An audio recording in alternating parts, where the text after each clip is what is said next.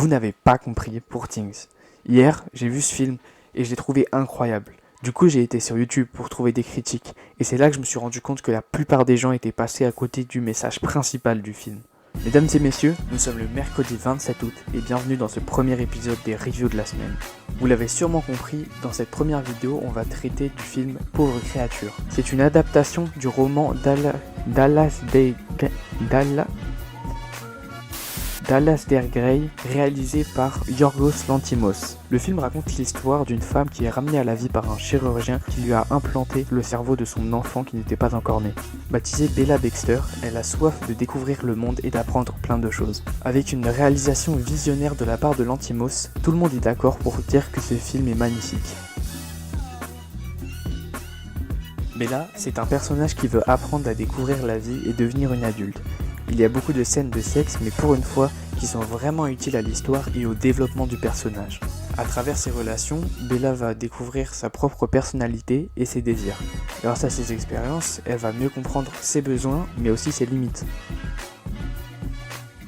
Le film va aborder le sujet de l'égalité de deux manières différentes.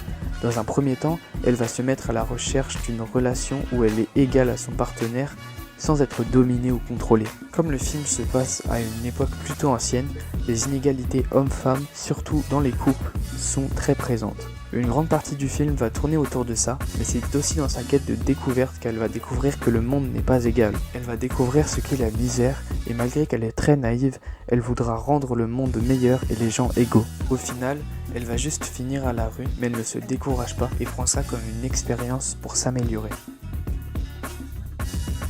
Dans l'ensemble, Morphing va utiliser les relations humaines et la romance pour explorer les sujets de la dépendance, de l'autonomie ou encore de la liberté. Il y a beaucoup de gens qui n'ont pas compris l'évolution du personnage de Bella. Ils ont surtout retenu les scènes de sexe et ont donc cru que ce film faisait la propagande de la pédophilie alors qu'il n'en est pas du tout le cas. Les interactions de Bella avec les autres personnages sont en réalité essentielles au développement du personnage et pour devenir une adulte, ce qui nous offre une expérience profonde sur ce qu'est être un humain dans un monde complexe. Le film va en réalité montrer le pouvoir des relations humaines sur notre développement. Quand j'ai fini ce film, j'étais époustouflé. C'est l'un des rares films qui vous fait vraiment vivre une expérience, que ce soit émotionnellement ou aussi au visuel, qui leur a d'ailleurs valu un Oscar. Mais c'est aussi l'acting de Emma Stone qui a parfaitement joué le rôle de Bella qui rajoute une dimension supplémentaire au film.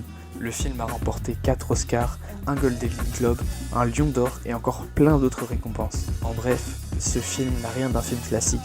Il explore des sujets que je trouve très intéressants d'une manière que je n'avais encore jamais vue auparavant. Mais attention par contre, je me dois de faire un disclaimer, si vous êtes sensible aux scènes gore ou alors aux scènes de sexe, ne regardez pas ce film car il y en a beaucoup.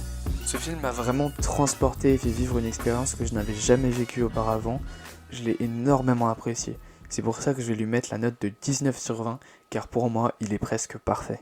Moi c'est Lucas, c'était la toute première vidéo de ma chaîne et à partir de maintenant, je vais sortir une review de cinéma par semaine. N'hésite pas à t'abonner, j'espère qu'on ira loin ensemble.